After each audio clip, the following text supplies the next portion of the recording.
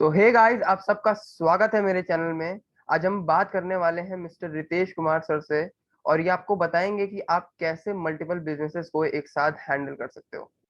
तो चलो आज का वीडियो शुरू करते हैं। तो first of all I would like to thank Ritesh sir कि आप हमारे इंटरव्यू में आए। और मैं चाहूंगा कि आप अपना इंट्रोडक्शन खुद दे दें हमारी ऑडियंस को। नमस्ते दोस्तों। मेरा नाम है रितेश कुमार शर्मा। मैं बेसिकली एक एंटरप्रेन्योर हूँ। मैं एक बीकॉम ग्रेजुएट भी हूँ।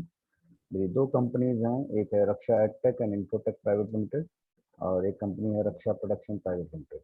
दोनों ही कंपनी मैंने last year October and November 2020 में शुरू की है, लॉकडाउन के दौरान। जिसमें Raksha edtech and infotech private limited में हम ऑनलाइन एजुकेशन और सॉफ्टवेयर डेवलपमेंट पे फोकस करते हैं। और रक्षा प्रोडक्शन प्राइवेट लिमिटेड में हम फिल्में बनाने का काम करते हैं, इवेंट्स का करते हैं। अब प्लस अभी मैं एक नया ओटीटी भी लॉन्च कर रहा हूँ सिनेजेंस के नाम से। ये सब काम हम रक्षा प्रोडक्शन प्राइवेट लिमिटेड में करते हैं। ओके। तो सर मेरा पहला सवाल है, आपने शुरू से सोचा था कि आप बिजनेस ही करेंगे या कभी आपके मन में आया कि जॉब कर लेनी चाहिए ग्रेजुएशन वगैरह के बाद? एक्चुअली जब मैं स्कूल डेज में था तब मैं आर्मी में जाना चाहता था। I wanted to become a para commando because I belong to army family from my maternal side. मेरी मम्मी के साइड से हमारे मामा जी, हमारे नाना जी, मम्मी के मामा जी, ये सब लोग आर्मी में रहे हैं। तो बचपन से मुझे आर्मी में जाने का ज़्यादा शौक था। बट समहाउ मैं उस पर सिलेक्ट नहीं हो पाया। तो उसके बाद जो था, मेरे मन में था कि मैं सिर्फ बिजनेस ही करूँगा, क्योंकि दो तीन बार मैंने कोशिश की जॉब करने की। बट वहाँ उनका बिहेवियर जो था मुझे पसंद नहीं है। Maybe I was not made for doing job. Okay. मुझे अपने ऊपर ऑर्डर्स लेना सब पसंद नहीं था। इसलिए तब से फिर आफ्टर 12th ही मैंने सोच लिया था कि मैं बिजनेस ही करूँगा। ओके। तो सर बेसिकली मेरा अगला सवाल ये है कि आपका सपोर्ट और मोटिवेशन सोर्स कैसे रहा कि हाँ बिजनेस करना है तो ठीक है, बिजनेस सोच लिया कि हाँ बिजनेस करना है, लेकिन उसके लिए सपोर्ट चाहिए होता है, तो वो आपको कैसे मिला? पापा हमेशा से सपोर्ट करते रहे, पापा मम्मी दोनों ही। उन्होंने हमेशा मुझे सपोर्ट किया। मुझसे काफ़ी सारी गलतियां भी हुई, काफ़ी नुकसान भी हुआ।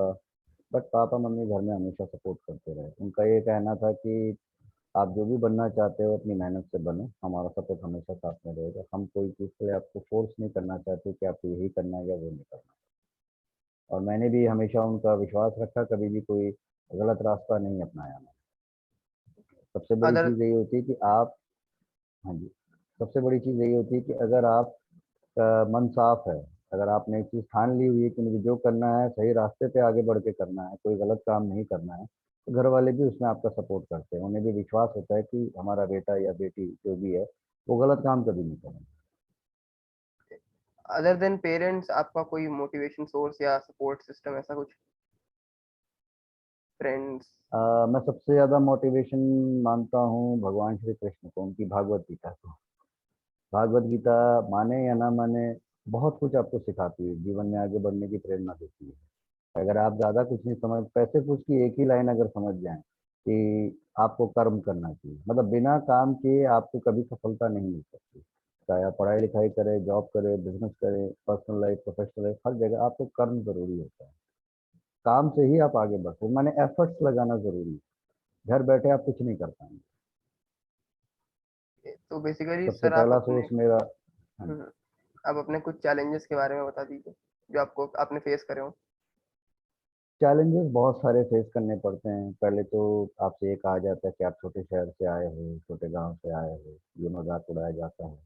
तो कभी आपकी हाइट को लेके मजाक उड़ाया जाएगा, कभी कोई कम्प्लेक्शन को लेके, कभी किसी चीज़ को लेके। हमेशा लोग आपके रास्ते में रोड़ा बनने की कोशिश करते हैं। आप जब भी कोई काम करेंगे, लोग आपको कोई ना कोई बहाने से परेशान करेंगे ही करेंगे। चाहे वो कभी रिलीजन के नाम पे हो सकता है, जाति के नाम पे हो सकता है, पढ़ाई लिखाई, एथनिसिटी, किसी भी चीज़ को लेके। मैंने आप किसी का कुछ नहीं भी बिगाड़ रहे हैं तो भी लोगों को प्रॉब्लम हो जाती है कि अगला आगे कैसे बढ़ता है। ये प्रॉब्लम हमेशा रहेगी। ये मुझे भी बहुत ज़्यादा फेस करनी पड़ी है। कई बार काम बनते बनते मेरे बिगड़े हैं, कई बार मुझे धोखे मिले हैं बहुत सारे। लेकिन मैंने कभी हिम्मत नहीं हारी। मैं एक चीज़ ये मानता हूँ कि आप जब काम करने निकल रहे हैं, प्रॉब्लम्स आपकी लाइफ में आएंगी ही आएंगी। आप ये नहीं सोच सकते कि बिना प्रॉब्लम के आपको लाइफ मिलेगी। लाइफ है तो प्रॉब्लम्स रहेंगी ही रहेंगी, they are part of life. आपको प्रॉब्लम से डट के लड़ना होगा। कई बार ऐसे मौके आएंगे जब आप हिम्मत हारने लगोगे। तभी मैंने कहा तो आप उस वक्त जो भी आप जिसे भी अपना भगवान मानते हैं उनकी तरफ देखेंगे तो वहां से आपको रास्ता जरूर मिलता है। बस एक ही चीज ध्यान रखिए कि कुछ भी हो जाए, नेवर एवर गिव अप, मेरा ये मूल मंत्र है। ओके। तो सर कुछ ऐसा रिग्रेट या ऐसा कुछ काश ऐसा कर लिया होता तो शायद आज मैं और बेटर पोजीशन पे होता, ऐसा कोई रिग्रेट आपकी लाइफ का? देखो ऐसे बहुत सारे आते हैं बट इतना रिग्रेट नहीं करना चाहिए, मैं ये मानता हूँ। मैं ये मानता हूँ जैसे मैं बहुत साल पहले एक कंपनी में रन कर रहा था, बट क्योंकि नुकसान हुआ तो उस वक्त मुझे बंद करना पड़ गया। मैं वो रिग्रेट करता हूँ कि अगर वो बंद नहीं किया होता तो, लेकिन अगर वो बंद नहीं करता तो मुझे जो आगे एक्सपीरियंसेस मिले वो नहीं मिलते। लाइफ आपको जो एक्सपीरियंस देती है वो आपकी सबसे बड़ी क्लास होती है, सबसे बड़ी एजुकेशन वही आपको देती है। तो लाइफ में जो भी हुआ हो गया, जो चला गया वो वापस नहीं आ सकता। तो इसलिए बीती बातों को लेके रिग्रेट करने से अच्छा है जो आपने बीते समय में गलतियां की हैं उनसे सबक लें कि आगे वो गलती ना दोहराएं। आप कुछ भी कर ले, टाइम तो वापस नहीं आएगा कि राइट सर। काश मैं ऐसा कर लेता। काश से कुछ नहीं होता, जो गया वो गया समझ। अब आप क्या कर सकते हो उससे, उस पर आपको ध्यान देना है और वो आपको बीती गलतियों से सबक मिलता है। इसलिए मैं बोलता गलती करने से कभी डरे नहीं, लेकिन आगे जाके उस गलती को दोहराए भी नहीं। आपको सीखना जरूरी है। इसलिए बार बार अपने आप को डिप्रेशन में लेके जाना कोई मतलब नहीं, जो बीत गया वो बीत गया। ओके। तो सर बेसिकली अब हम आपके बिजनेसेस पे आते हैं। आपके जी कई सारे बिजनेसेस हैं, रक्षा प्रोडक्शन, रक्षा एगटेक। तो इन सब के बारे में थोड़ा थोड़ा आप हमें बता दीजिए थोड़ा कि जी। क्या करते हैं अ, आप? रक्षा प्रोडक्ट जी रक्षा प्रोडक्शन प्राइवेट लिमिटेड बेसिकली एक प्रोडक्शन हाउस है जहाँ पे हम फिल्में बना सकते हैं, टीवी सीरीज, वेब सीरीज से लेकर इवेंट्स और ओटीटी प्लेटफॉर्म, चैनल्स, मल्टीप्लेक्सेस, ये सब हम काम उसमें कर सकते हैं। मैं अभी जो उसमें कर रहा हूँ, एक तो हम ओटीटी प्लेटफॉर्म नया लॉन्च कर रहे हैं सिनेजेंस के नाम से। तो कुछ टेक्निकल एरर की वजह से थोड़ा टाइम लग रहा है, नहीं तो अब तक लॉन्च हो जाना चाहिए था। एनीवेज से भी वीक और 10 डेज में वो लॉन्च हो जाएगा। जिसमें हमें कुछ फिल्में ऑलरेडी मिल भी चुकी हैं राइट्स उनके, और आगे हम और राइट्स ले भी रहे हैं। इसका ऑफिस हम मोस्ट प्रोबेबली नोएडा में ही खोलने वाले हैं। हमारी टीम जो है काफ़ी अच्छी टीम है, काफ़ी सिंसियर लोग हैं उसमें जो कुछ करना चाहते हैं, बहुत एम्बिशियस लोग हैं। तो हम सब मिलके काम कर रहे हैं। एक सिनेजेंस हमारा शुरू हो रहा है, तो उसी में हम एक सिनेजेंस के लिए एक मूवी भी बना रहे हैं। मूवी के बारे में तो अभी ज़्यादा नहीं बता पाऊंगा क्योंकि जब तक उसके सारी चीज़ें फाइनलाइज ना हो जाए वो थोड़ा सा सीक्रेट रखना पड़ता है। हाँ ओके। लेकिन जिस दिन एक्टर्स हमारे साइन हो जाएंगे मैं डेफिनेटली उसकी लॉन्चिंग पार्टी भी करूंगा और उसके बारे में आपको भी और सारी दुनिया को बताऊंगा कि क्या मूवी है और किस बारे में है ये मूवी। तो ये उस पर काम चल रहा है। दूसरा हमारा जो है Raksha edtech and infotech private limited, उस पर जैसे कि मैंने बताया हम उसमें सॉफ्टवेयर डेवलपमेंट करते हैं और ऑनलाइन एजुकेशन करते हैं। ऑनलाइन एजुकेशन के लिए हमारी ही टीम ने दो वेबसाइट्स बनाई हैं अभी। एक है रक्षा विश्वगुरु डॉट टेक और एक है रक्षा एडिटेक डॉट कॉम। ये दो वेबसाइट अभी हमने बनाई हैं जिसकी एप्स भी जल्दी ही आ जाएंगी। बट चूंकि थोड़ा सा हम चैनल्स पे ज़्यादा ध्यान दे रहे थे, कुछ इसमें टेक्निकल इश्यूज आ रहे थे, तो इस पे थोड़ा सा हमें रुकना पड़ गया। बाकी हम इसमें कोर्सेज स्टार्ट कर रहे हैं, कुछ स्टार्ट हो चुके हैं जैसे कि film direction, screen play writing, Sanskrit के कोर्स हैं और फ्रंट डेस्क ऑफिस है, प्लस एग्रीकल्चर का भी कोर्स है। अभी हम आगे और नए नए कोर्सेज लॉन्च करने वाले हैं, जैसे क्लास 1 से 12 तक के बच्चों के लिए सारे subjects like physics, chemistry, math, biology, English, Hindi, social studies वगैरह वगैरह जो भी सब्जेक्ट्स होते हैं वो हम उनके लिए कर रहे हैं। और दूसरा कॉलेज स्टूडेंट्स के लिए भी हम अलग अलग जो है कोर्सेज उसमें लॉन्च करेंगे, लाइक कोचिंग। जैसे अगर आप कहीं पढ़ाई कर रहे हैं, कहीं पे किसी कॉलेज में पढ़ रहे हैं, लाइक कॉमर्स पढ़ रहे हैं तो अकाउंट्स और बाकी सब्जेक्ट की कोचिंग हो गया। इंजीनियरिंग कर रहे हैं तो जो भी आपसे ट्रेड से रिलेटेड सब्जेक्ट्स हैं, चाहे वो मैकेनिकल वाले हों, सिविल वाले हों, इलेक्ट्रिकल हो, इलेक्ट्रॉनिक्स हो, कंप्यूटर सॉफ्टवेयर इंजीनियरिंग हो, इन सब से रिलेटेड जो कोर्सेज हैं वो हम उसकी कोचिंग उसमें दे रहे हैं ताकि बच्चों को घर बैठे मिल सके। जैसा कि आप देख सकते हैं अभी लॉकडाउन की वजह से काफ़ी पढ़ाई का नुकसान हुआ है, लोग कॉलेजेस या स्कूल्स नहीं जा पा रहे हैं, बंद रह रहे हैं। तो ऑनलाइन ही वहाँ स्कूल्स चल रहे हैं, तो हम चाहते हैं उन बच्चों को हम ऑनलाइन कोचिंग भी दे सकें जिससे उनका भविष्य बर्बाद ना हो। तो नए नए कोर्सेज हम लॉन्च कर रहे हैं। इसके अलावा फिटनेस के लिए हम मार्शल आर्ट्स, योगा और भी डांस वगैरह ये भी कोर्सेज हम लॉन्च कर रहे हैं। जैसे सिंगिंग तो हम ऑलरेडी लॉन्च कर ही चुके हैं। अभी इसके अलावा डांस, मार्शल आर्ट में लाइक कलरी पयट्टू हो गया, ताइक्वांडो हो गया, कराटे हो गया, जूडो हो गया, जो जो चीज़ें हम इन टीचर्स से बातचीत कर रहे हैं। थोड़ा समय इसमें लगेगा क्योंकि बहुत वास्ट है, बट धीरे धीरे नेक्स्ट 2-3 मंथ्स में ये सारी चीज़ें एक एक करके शुरू हो जाएंगे। कुछ कोर्सेज ऑलरेडी इसमें स्टार्ट हो चुके हैं। अब सबसे बड़ी बात है कि इसमें हमारा जो सॉफ्टवेयर डेवलपमेंट का जो काम है, वही हमारी सॉफ्टवेयर डेवलपर्स की जो टीम है, वही जो है वेबसाइट्स और एप्स बना रही है। इसमें जैसा कि अभी हमने रक्षा विश्वगुरु डॉट टेक, रक्षा एडटेक डॉट कॉम, ये हमने बना लिया है, ये ऑलरेडी लॉन्च हो चुके हैं। सिनेजेंस ऑलमोस्ट लॉन्च होने की कगार पे है, होने वाला है, किसी भी 1 या 2 हफ्ते में भी हो जाएगा। प्लस इसके अलावा हम ई कॉमर्स ऐप भी बना रहे हैं इसमें। ई कॉमर्स के लिए भी हम काफ़ी वास्ट वो शुरू कर रहे हैं।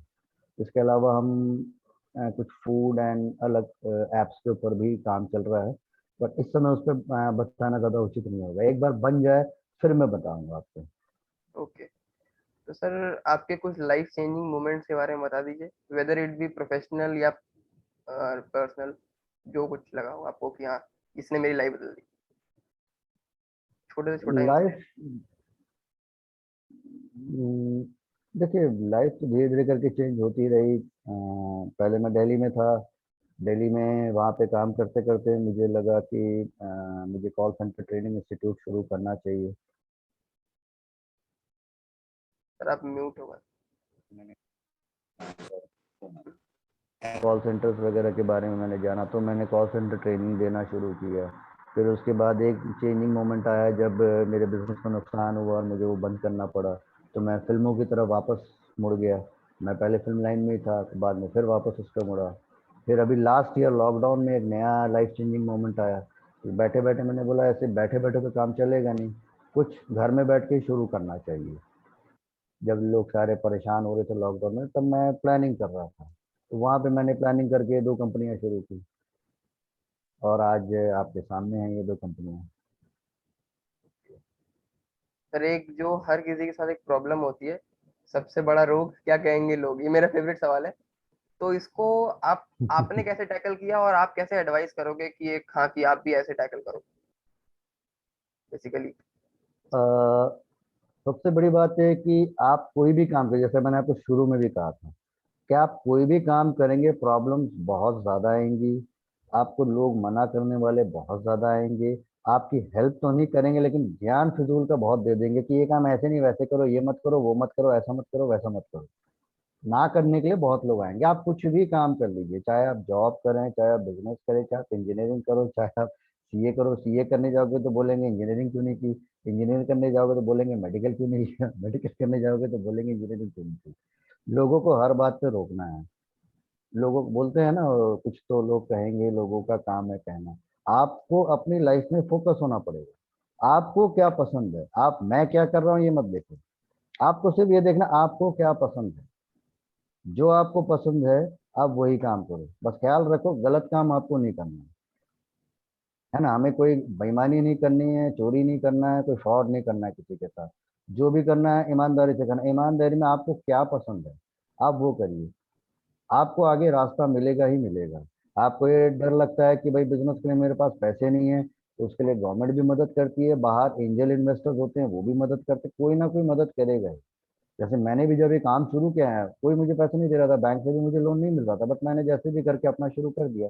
अब आज हमारे पास एंजल इन्वेस्टर्स आ रहे हैं, कुछ बड़े वेंचर कैपिटलिस्ट भी आ रहे हैं, उनसे हमारी मीटिंग्स हो रही है। तो आगे नेक्स्ट कुछ मंथ में हमारा जो जो हम बड़ा सपना देखे थे वो शायद पूरा होने वाला है। तो आपको कभी भी कुछ भी हो जाए, लोग कितना भी कुछ भी कहें, उस पर ध्यान देना। उस रोग का इलाज ही यही है कि उस पर आप ध्यान ही मत दें। और ध्यान देना तो उसको पॉजिटिव वे में लो, कि किसी ने मुझे कहा ना कि मैं नहीं कर सकता, तो चलो अब तो मैं करके ही दिखाऊं। हम्म, आपके अंदर ये स्पिरिट जब तक नहीं होगी आप कुछ नहीं कर पाओगे। कई बार होता है ना, लोग डिप्रेशन में चले जाते हैं, या तो लव अफेयर नहीं हुआ ढंग से, वो ब्रेकअप हो गया, या सामने वाला रेडी ही नहीं हुआ, कन्विंस ही नहीं हुआ, तो परेशान हो गए लाइफ में। या अगर काम करने निकले तो उसमें परेशान हो गए, थोड़ी सी असफलता मिली। असफलताएं तो आपको भर भर के मिलने वाली हैं। तभी ये कहावत बनी, failures are the pillars of success. आप जब भी कोई काम करेंगे तो सोचना ही मत कि आप सिर्फ पास होने वाले हो, फेल हो गए ही नहीं। ये स्कूल और कॉलेज की पढ़ाई नहीं है लाइफ। लाइफ में आपको रोज फेल होना पड़ता है, रोज दिन में 100 बार फेल होते हो। लेकिन आपको फेलवर से घबराना नहीं है, आगे बढ़ना है। कोशिश करते रहिए, करते रहिए, करते रहिए, एक ना एक दिन जाके काम मिलता ही है, काम आपका बनता ही है। मैंने खुद देखी है, आज मेरी एज 43 होने वाली है, नेक्स्ट मंथ में 43 का हो जाऊंगा सितंबर में। इतने स्ट्रगल किए, इतनी बार फेल हुआ, लेकिन मैंने वही बोला ना, never give up, never ever give up. मैंने कभी हार नहीं मानी। हारा मैं सैकड़ों बार, लेकिन हार कभी नहीं मानी। तभी आज मैं यहाँ तक पहुंचा।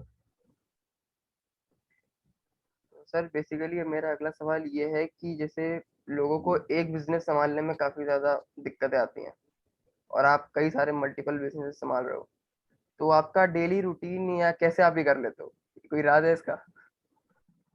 राज एक्चुअली मैं आपको बता रहा हूँ। सबसे पहले तो मैं ये बताना चाहूंगा कि मैं क्यों कर रहा हूँ। कोई भी चीज जो मेरे दिमाग में एक बार अच्छी तरह से बैठ गई, तो मुझे अच्छी तरह समझ में आ गई, मुझे दिख रहा है कि ये काम मुझसे हो पाएगा, तो मैं वो करने लग जाता हूँ। ये बिल्कुल गलत धारणा है कि आप लाइफ में सिर्फ एक ही काम कर सकते हैं। बिल्कुल नहीं, आप एक नहीं 10 काम भी कर सकते हैं। बस आपको प्रॉपर प्लानिंग होना जरूरी है। आपका फोकस होना चाहिए कि क्या क्या आपको करना है और कैसे कैसे करना है। कोई भी जब आप काम करते हैं, जैसे आप इंटरव्यू लेते हैं, तो आपको मालूम है ना कि आपको इंटरव्यू में क्या क्या पूछना है। किसी का इंटरव्यू ले रहे हैं तो किस तरह के लोगों का इंटरव्यू लेना है, किस तरह के सवाल पूछने हैं, किस तरह की टेक्नोलॉजी यूज करके मतलब आपको, जैसे यूट्यूब हो गया या कोई और चैनल हो सकता है, कोई और प्लेटफॉर्म हो सकता है, वहां पे आपने कैसे दिखा, मतलब आप उस चीज के बारे में जानकारी रखते हैं पहले, और उस पर आप आगे बढ़ जाते हैं। अब आप हो सकता है आगे जाके शायद कोई सॉफ्टवेयर ऐप भी बना रहे हैं, हो सकता है कि आप कल को ई कॉमर्स ऐप भी बनाए, हो सकता है कोई और दूसरी तरह की ऐप बनाए। तो आप एक से ज्यादा काम अपने आप खुद ही कर लेते हैं। आप शायद पढ़ाई भी कर रहे होंगे, हो सकता है। तो ये कहना गलत है कि आदमी लाइफ में सिर्फ एक ही काम कर सकता है। काम सब एक से ज्यादा कर सकते हैं। बस आपको ये मालूम, अगर आप, मैंने बोला ना, गलत चीजों में ध्यान अगर नहीं दे रहे हो और डिप्रेशन में अपना समय बर्बाद नहीं कर रहे हो, आप ढेर सारे काम कर लोगे।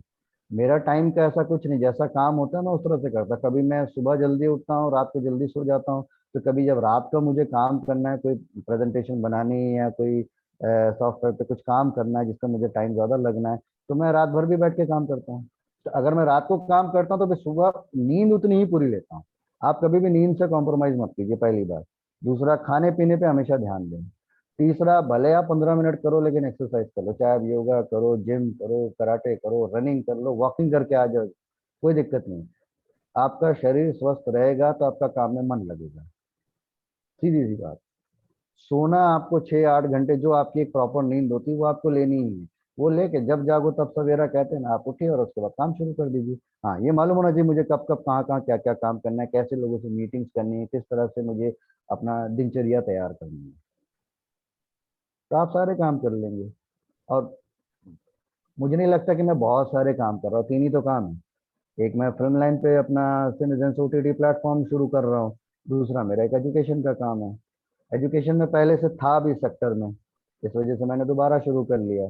तीसरा जो सॉफ्टवेयर डेवलपमेंट। अब ऑनलाइन एजुकेशन है तो जाहिर सी बात है वो सॉफ्टवेयर से ही होगा। वेबसाइट बनाना या ऐप बनाना, वो तो सॉफ्टवेयर डेवलपमेंट नहीं आया, तो वो मेरे लिए कोई बहुत बड़ा इशू नहीं था। इसलिए मैंने वो कर लिया। हाँ, ये काम मेरी टीम को करना है। I am not a software developer और इंजीनियर। मैंने हालांकि बहुत साल पहले 1 ईयर का एडवांस डिप्लोमा किया था कंप्यूटर एप्लीकेशंस में। बट मुझे थोड़ी सी नॉलेज जरूर है, लेकिन मुझसे अगर आप कहें कि मैं ऐप बना लूँ, मैं नहीं बना सकता। बट हाँ, मुझे पता है कि ऐप में होना क्या चाहिए, बनाई कैसे जाती है। तो मैं वहाँ पे अपनी टीम को जो है गाइड करता हूँ और समझ लेता हूँ कि मुझे ये काम कैसे करना है। टीम को मैं बता देता हूँ कि मुझे क्या चाहिए, वो चीज़ वो बनाते हैं, वो बना के मुझे वो देते हैं, और वही चीज़ को मैं रन कर रहा हूँ। तो एक प्रॉपर प्लानिंग के तहत अगर आप काम करेंगे, आपसे सारे काम हो जाएंगे।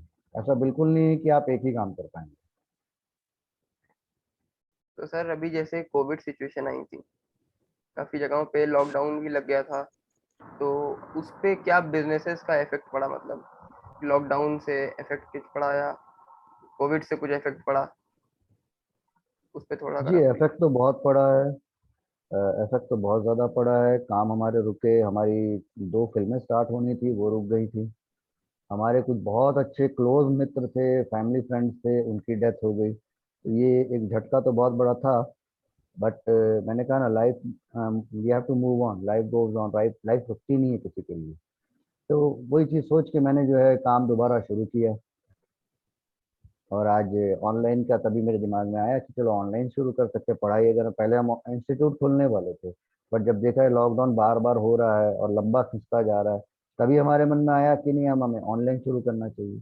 फिल्म जो हम प्रोडक्शन शुरू कर रहे थे, पहले सिनेमा हॉल पे मतलब बेस थे कि सिनेमा हॉल में रिलीज करना है। फिर हमें नया ऑप्शन आया कि नहीं, अब चलो ओटीटी प्लेटफॉर्म से भी किया जा सकता है, ताकि लोग घर बैठे पिक्चर देख सकें। पिक्चर या कोई भी प्रोग्राम, मूवीज हो, वेब सीरीज हो, म्यूजिक एल्बम हो, डॉक्यूमेंट्री हो, एनीथिंग। मतलब जरूरी नहीं कि आपको सिनेमा हॉल ही जाना पड़े। अब अगर नहीं खोल रहे हैं तो आप क्या करोगे? ठीक है, उतनी कमाई नहीं होती, लेकिन होती है।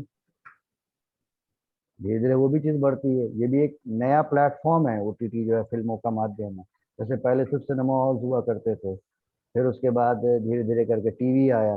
टीवी में चैनल पहले सिर्फ दूरदर्शन ही होता था, उसके बाद धीरे धीरे Zee TV, star TV, Sony TV, ऐसे करते करते बहुत सारे चैनल्स आ गए। अब आ जाइए नया आ गया कि आप मोबाइल में ही देख सकते हैं। तो टेक्नोलॉजी बढ़ती जाती है। बोलते हैं ना, आवश्यकता ही आविष्कार की जननी है। बिल्कुल। आवश्यकता पड़ी तो आविष्कार नए नए हुए। ये चीज है। और कहते हैं ना, आपदा में अवसर तलाशना आना चाहिए। आपदा आ गई तो ये दो ही चीजें हो सकती है, या तो आप हिम्मत हार के बैठ जाएं, या फिर उस आपदा में हम कैसे काम कर सकते हैं, अवसर तलाशें और कुछ नया कर दें। तो मैंने हिम्मत हार के बैठने की बजाय मैंने बोला कुछ किया जाए, अच्छा किया जाए, जो आगे काम आए, जो आगे की जनरेशन के लिए भी एक सबक बन सके,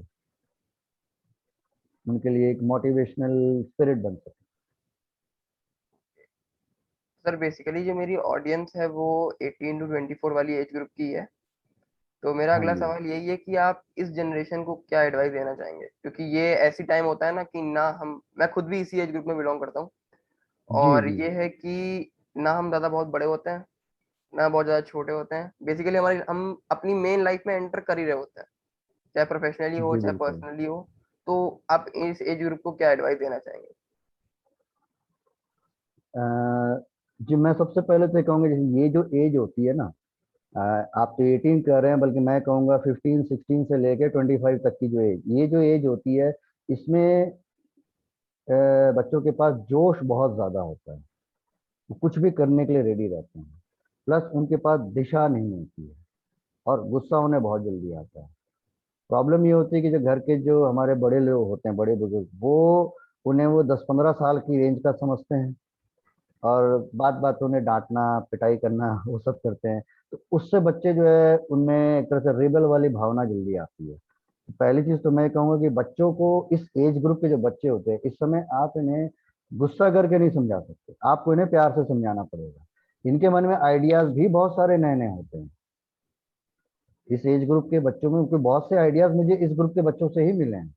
जैसे लोग बोलते हैं कि नहीं, बड़े बुजुर्गों से सीखा जाता है, मैं बोलता हूँ मैं बच्चों से भी सीखता हूँ। इनके अंदर आइडियाज बहुत अच्छे होते हैं, बहुत नए नए आइडियाज होते हैं। कई सारी चीजें मैं खुद हैरान हो जाता जब मुझे, अच्छा ऐसा भी तो हो सकता है। ये चीजें करके, तो सबसे पहले तो इस तरह के जो बच्चे हैं, इनके साथ आपको ढंग से बात करनी चाहिए। आपको सुनना जरूरी है, चाहते क्या हैं, क्योंकि इनके मन में बहुत सी भावनाएं होती हैं, बहुत कुछ करना चाहते हैं। अगर इस एज में इन्हें सही दिशा दे दी जाए, तो ये बहुत बड़े बड़े नाम कर सकते हैं। आप ही की एज के 22 23 24 साल के जो बच्चे हैं, मैं बता रहा हूँ, उनके पास जो वेंचर कैपिटलिस्ट है, मिलियंस ऑफ डॉलर्स की फंडिंग कर देते हैं, इसी एज ग्रुप के बच्चों की। मेरे ऐसे कई फ्रेंड सर्कल अब बन गए हैं, क्योंकि मैं एक तरह से इसमें, क्यों फाइनेंस की जरूरत पड़ती, तो हम फिल्म लाइन में भी फाइनेंस की बहुत जरूरत पड़ती, तो फाइनेंस मेरा एक, बोलना चाहिए, कोर एरिया रहा है। तो मैं देखता हूँ बहुत यंग यंग बच्चे आए हैं इसमें। उसमें लेकिन एक चीज ये होती है कि आपको अपनी भावनाओं पे कंट्रोल रखना बहुत जरूरी है। पहली चीज तो आप अपने उस चीज को बैलेंस करें, भावनाओं को। दूसरी बात, आप रिस्क लेने से डरे मत। यही एज होती है जिसमें आप रिस्क ले पाते हैं। 40 के बाद आप रिस्क नहीं ले पाओगे। आप बहुत ज्यादा कैलकुलेटिव हो जाएगा, और जब तक आप रिस्क नहीं लोगे, आप आगे भी नहीं बढ़ पाओगे। प्रॉब्लम्स आएंगी, गलतियां होंगी, फेलवर्स आएंगे ही आएंगे। उससे डरना छोड़ दीजिए पहली बार। जिंदगी में आगे बढ़ना है तो आपको कदम तो आगे बढ़ाना पड़ेगा। अब पत्थर आ रहे हैं तो उससे डर गए, तब तो फिर आप आगे नहीं बढ़ पाओगे। सीधी सी बात है। तो पहली चीज है, डरना छोड़ दीजिए। दूसरी चीज है, रिस्क लेना है, बट सोच समझ के लेना है। तीसरी चीज होती है, नेवर एवर गिव अप। मैंने जैसे कि बताया, अगर आप हार मान जाओगे तो आप कुछ नहीं कर पाओगे। आपको आगे बढ़ना है तो सबसे पहली बात, हिम्मत हारना बंद करना पड़ेगा। आप काम करते जाइए, बोला ना, कर्मण्येवाधिकारस्ते माँ फलेषु कदाचन। मतलब उसका यही है कि आप काम करोगे तो ही सक्सेस मिलेगी।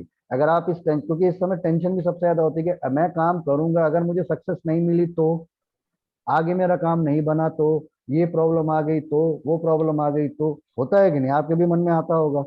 Yes. कई बार जैसे बच्चों का होता है कि पढ़ाई जब कर रहे हैं, मैं फेल हो गया तो, अरे फेल हो गया तो क्या हुआ, दोबारा एग्जाम दे देंगे, उसमें क्या है, कोई मार थोड़ी देगा आपको आके। आप फेल हो गए, दोबारा एग्जाम दो ना, दोबारा पढ़ाई कर लेना। आप ऐसे ही जब जिंदगी में जब कोई काम कर रहे हो, अगर आप फेल हो गए, ठीक है, दोबारा करो। उस गलती को देखो, मैं कहाँ गलती हुई जिससे मैं फेल हुआ, गलती देखनी होगी आपको, गलती पकड़ में आ जाएगी, जाहिर सी बात है, जब आपको पता चल गया आपसे यहाँ गलती हुई तो दोबारा तो गलती आप नहीं करोगे। दोबारा एग्जाम दो, तिबारा करो, 4 बार करो, 5 बार करो, एक ना एक टाइम तो होता है ना कि आप सक्सेस आपको मिलेगी ही मिलेगी। आप हारोगे नहीं, मतलब हार के भी जीत जाओगे। विनर उसे नहीं कहते जो कभी हारता नहीं, विनर वो होता है जो हारने के बाद फिर से उठ के खड़ा होता है और जीत के दिखाता है, विनर उसको बोलते हैं। तो इसलिए नेवर एवर गिव अप, ये याद रखिए। और सबसे इम्पोर्टेंट चीज, अक्सर क्योंकि इस ग्रुप के मैंने बहुत से बच्चों को देखा है, लव अफेयर्स वगैरह में पड़ जाते हैं, या कोई अगर लड़की पसंद आई और उसने ना कर दिया तो डिप्रेशन में चले जाते हैं। आप ये चीज छोड़ दीजिए, लड़कियां भी और लड़के भी, क्योंकि इस एज में क्या होता है, मन जाता है उस तरफ, बहुत ज्यादा जाता है। आपको कंट्रोल करना है।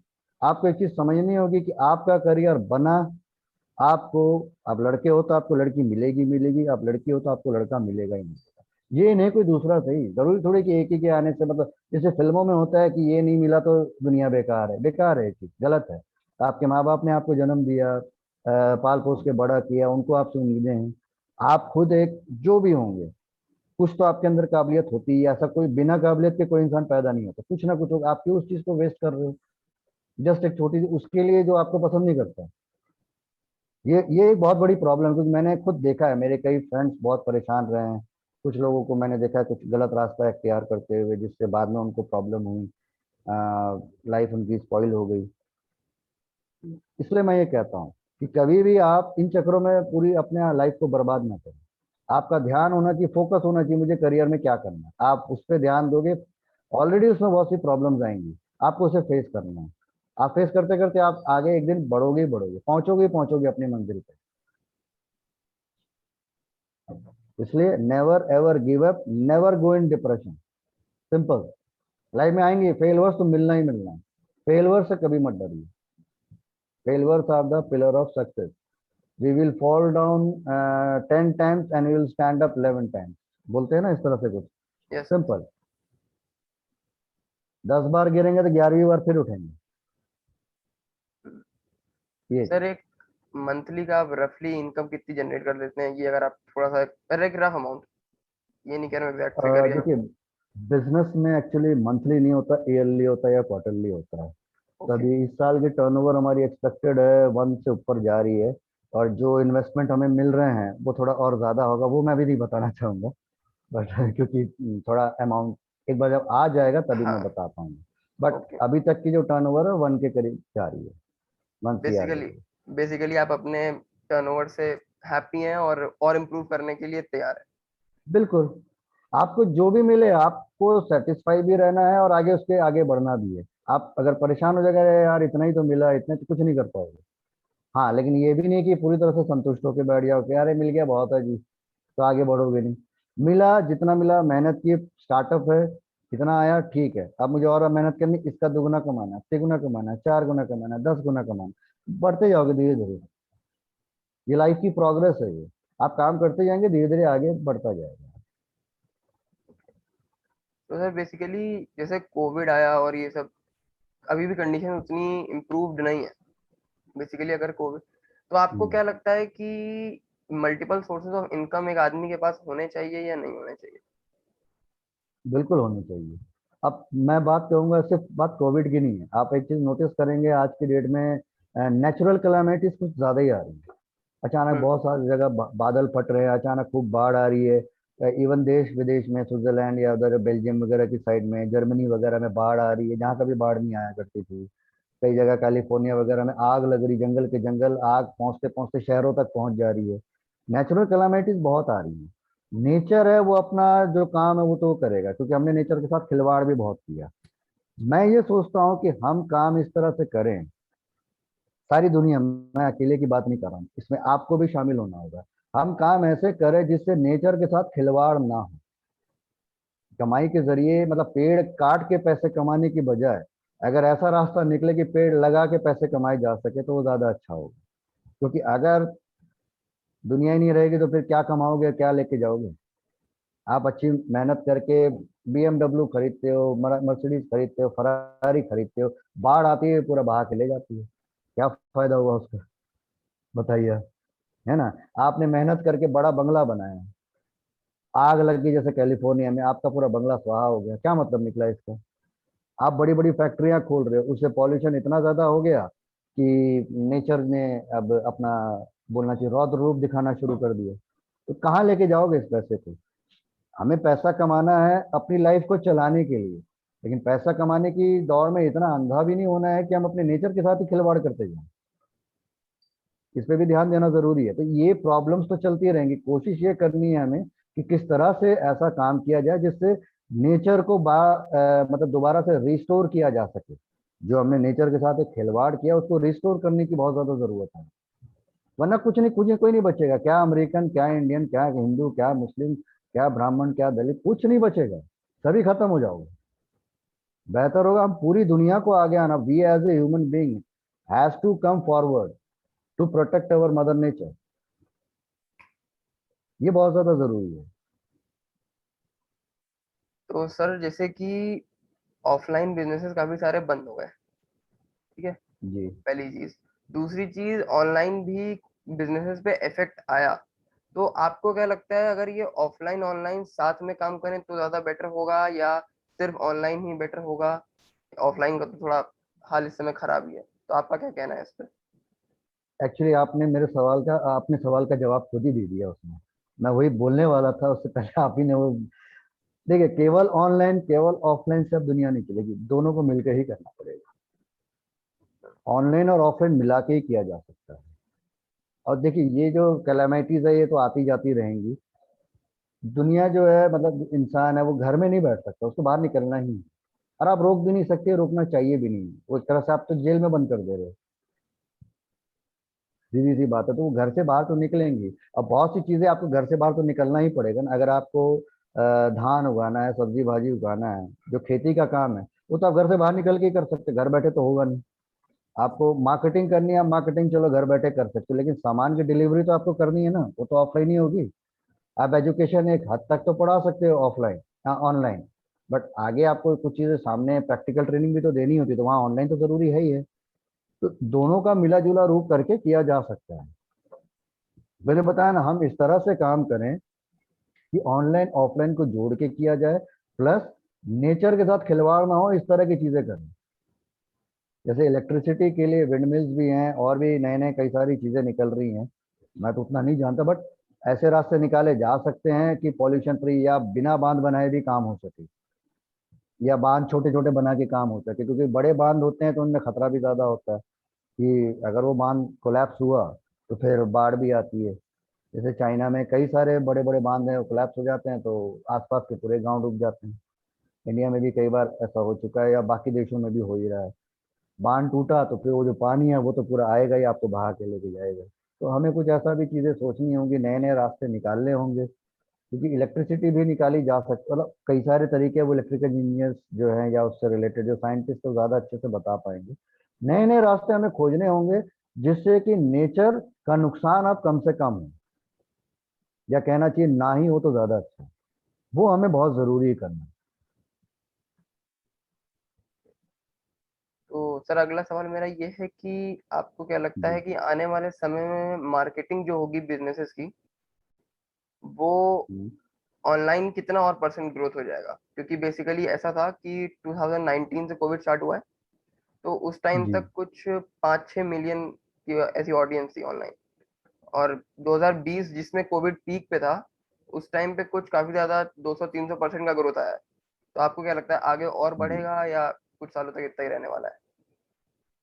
नहीं, ये चीज़ और बढ़ेगी। रीज़न मैं आपको और बता रहा, आप थोड़ा और अगर पीछे जाएंगे, पहले मार्केटिंग होती थी, घर घर जाके पहुंचाना, पैम्फलेट्स वगैरह दे के किया जाता था। फिर उसके बाद एक टाइम आया जब न्यूज़पेपर आना शुरू हुए, न्यूज़पेपर से माध्यम बना, वो भी मार्केटिंग वहाँ पे पेपरों में ऐड दे के किया जाने लगा। फिर उसके बाद जब टीवी आया तो टीवी चैनल्स में एड्स आनी शुरू हुई। सिनेमा हॉल जब खुले थे तो सिनेमा हॉल में अगर आपको याद होगा तो सिनेमा हॉल में अभी भी देखना कई एड्स आती हैं। आप जब भी कहीं मूवी देखने जाते हैं तो फिल्म स्टार्ट होने से पहले एड्स चलती हैं 8-10, उसके बाद इंटरवल में भी एड्स चलती हैं। वो एक माध्यम बना। अब ऑनलाइन आ गया क्योंकि सबके पास मोबाइल है आज की डेट में। आज की डेट में हर किसी के पास मोबाइल है और कुछ ना कुछ उनको देखना है, या तो मेल चेक करने हैं, व्हाट्सएप करना है, फेसबुक करना है, कुछ ना कुछ करना ही है, तो आप उसमें ऐड देंगे। वो थोड़ा सस्ता भी पड़ता है कंपैरेटिवली उसके चैनल्स के। तो चैनल में क्या होता है, आपको ऑल ओवर इंडिया के हिसाब से दिखाना पड़ता था, तो वो बड़ी बड़ी कंपनियां ही कर पाती थी। अब जो लोकल केबल चैनल्स होते थे वो लोग लोकल लोगों का तो कर लेते थे, बट वो भी इतना बड़ा एरिया नहीं कवर कर पा रहे थे। अब जो मोबाइल फोन है, मोबाइल फोन सबके, अब गूगल ने जिस तरह से एल्गोरिथम सेट किए हुए हैं, उनको आपकी आदतें पता चल जाती हैं।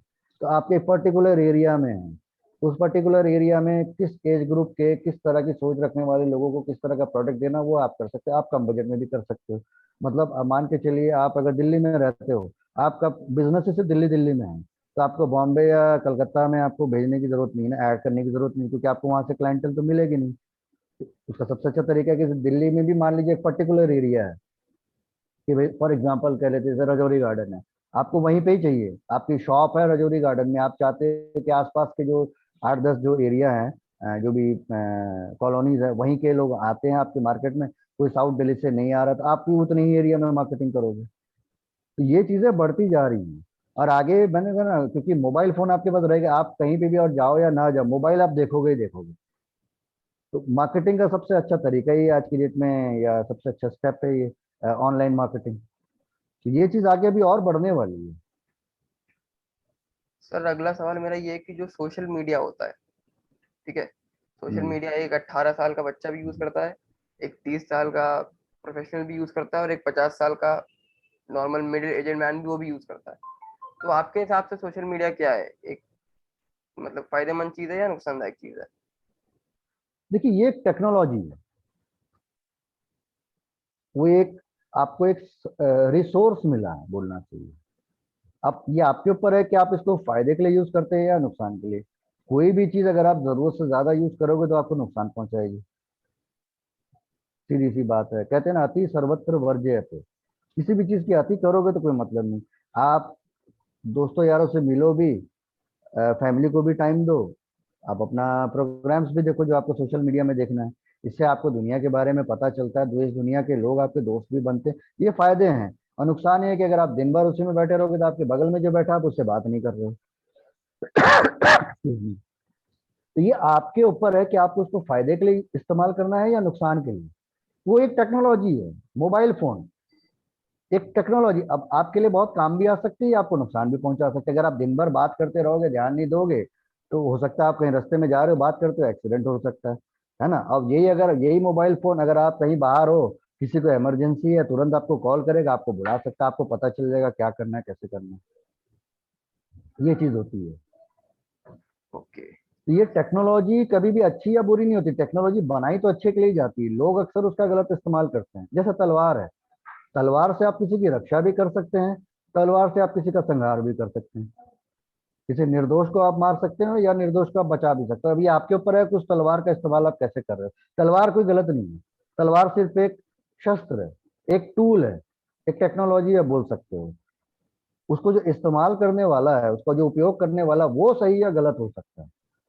फेसबुक वगैरह में अगर आप एक देखेंगे, कई लोग साइंस से रिलेटेड चीजें बता रहे हैं, कोई रिलीजियस बातें बता रहा है, लोग अपने फ्रेंड्स को लेके बातचीत वगैरह कर रहे हैं, तो कई लोग जो है पॉलिटिक्स उसमें शुरू कर देते हैं, कई लोग जो है कुछ भड़काऊ बयान देने शुरू कर देते हैं। तो ये आपके पर्सन टू पर्सन डिफर होगा ना। फेसबुक वही, ट्विटर वही है, इंस्टाग्राम वही है, बट उसमें लोग जिसकी जैसी मानसिकता है वो उसको उस तरह से यूज करता है। ये व्यक्ति के ऊपर निर्भर करता है। टेक्नोलॉजी कभी अच्छी या बुरी नहीं होती। टेलीफोन वो भी एक अपनी अच्छी टेक्नोलॉजी है अपने आप में, सिनेमा हॉल वो भी एक टेक्नोलॉजी है, टीवी जो है वो भी टेक्नोलॉजी है, मोबाइल फोन ये भी एक टेक्नोलॉजी है। ये सब चीजें टेक्नोलॉजी, ये तो आपको सुविधा देने के लिए दी गई। अब आप इसका इस्तेमाल कैसे करो ये टोटली आप पे निर्भर करता है। तो जो भी आपके बिजनेसेस हैं, उनमें जो आपकी जी। टीम काम करती है, सर उनके बारे में थोड़ा हाँ। बता दीजिए। मतलब बेसिकली कौन कौन सी जॉब प्रोफाइल है जो आपके में आने वाले समय में अगर आप एक्सपैंड करोगे तो शायद मेरी ऑडियंस में कोई ऐसा हो जो जी आपके लिए सूटेबल हो। तो कौन कौन सी जॉब जी प्रोफाइल अभी बिल्कुल। आपके पास है? फिलहाल तो हमारी डेवलपर्स की टीम है, जो हमारे लिए ऐप्स बनाते हैं और वेबसाइट बनाते हैं। तो इनसे रिलेटेड जो मतलब जो सॉफ्टवेयर इंजीनियर जो सॉफ्टवेयर फील्ड में है, जैसे किसी ने एमएससी आईटी किया हुआ है, बीएससी आईटी किया है, बीसीए एमसीए किया है, या बीटेक किया हुआ है सीएस आईटी सीएसई में, ये इस जॉब प्रोफाइल में आ सकते हैं। जिन्हें कोई ना कोई प्रोग्रामिंग लैंग्वेज आनी चाहिए, जिन्हें वेबसाइट डेवलपमेंट या ऐप डेवलपमेंट आना चाहिए, ये लोग हैं एक तरफ। दूसरी तरफ है हमारी दूसरी जो फिल्म वाली जो टीम है। फिल्म वाली टीम में प्रोड्यूसर हैं, डायरेक्टर हैं हमारे मिस्टर शिराज हेनरी जो हैं। ये himself is a fashion photographer, film director, editor, writer. इसमें फिल्म डायरेक्टर की हमें ज़रूरत पड़ती है, एडिटर की ज़रूरत पड़ती है, कैमरामैन की ज़रूरत होती है, सिनेमाटोग्राफर, कोरियोग्राफर्स लगते हैं, असिस्टेंट डायरेक्टर्स भी लगते हैं, एक्शन डायरेक्टर्स लगते हैं, आर्ट डायरेक्टर्स लगते हैं। आर्ट डायरेक्टर्स मतलब जो सेट्स बनाते हैं। कॉस्ट्यूम डिजाइनर्स लगते हैं, जिन्हें हम फैशन डिजाइनर भी कहते हैं। फैशन डिजाइनर्स जो है हमारे यहाँ कॉस्ट्यूम डिजाइनर होते हैं, वो भी जरूरत होती है। कपड़े तो चाहिए ही चाहिए होते हैं सबके लिए। लोकेशन के लिए लाइन प्रोड्यूसर होते हैं, या लोकेशन कोऑर्डिनेटर बोलते हैं, वो चाहिए होते हैं, जो हमें अलग अलग लोकेशन दे सकते हैं। कभी हो सकता है कोई अच्छी सुंदर सी लोकेशन है, या हमें कहीं कोई पुरानी बिल्डिंग चाहिए, या कोई पुराना मॉन्यूमेंट चाहिए, कहीं कोई नई बिल्डिंग चाहिए। इसके रिलेटेड लोग आ सकते हैं। गाड़ियां वाले लग सकते हैं इसमें, जो ट्रांसपोर्टेशन वाले, क्योंकि जब आप यूनिट कहीं जाती है तो ट्रांसपोर्टेशन चाहिए ही होता है। खाने वाले कैटरर्स हैं, उनकी ज़रूरत हमें पड़ती ही है, क्योंकि जब एक फिल्म की यूनिट जब जाती है 150 लोग कम से कम होते ही हैं, तो उनका खाने का भी होता है। होटल्स वाले चाहिए होते हैं, तो ये सब को अरेंजमेंट करने वाले होते हैं लोकेशन कोऑर्डिनेटर और लाइन प्रोड्यूसर। इनकी हमें ज़रूरत पड़ती है। इसके अलावा आप बोल सकते हैं जैसे एजुकेशन लाइन में। एजुकेशन लाइन में तो ऐसा है कि जिस किसी भी सब्जेक्ट का क्योंकि हमने तो सीधा सबके ओपन रखा हुआ है।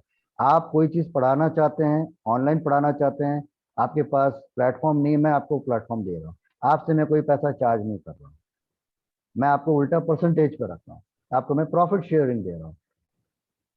जितने स्टूडेंट्स आएंगे आप उससे कमाइए, वो सारा खर्चा मेरा रहेगा। आपने सिर्फ पढ़ाना है, पढ़ाने में आपको टाइम देना, वो आपका इन्वेस्टमेंट है। आप जो टाइम दे रहे हो उतना इन्वेस्टमेंट बस आपको करना है। अब वो टीचर कोई भी हो सकता है, जैसे मैंने बताया ना, English, Hindi, mathematics, science, social studies, history, geography, anything जो क्लास 1 से 12 तक के बच्चों के लिए ज़रूरत पड़ती है, चाहे वो संस्कृत टीचर ही क्यों ना हो, या और भी कोई सब्जेक्ट के टीचर हो। इसके अलावा जो इंजीनियरिंग से जो हम कोचिंग करवा रहे हैं, सिविल का भी हमने शुरू करना है, स्टार्ट हो रहा है।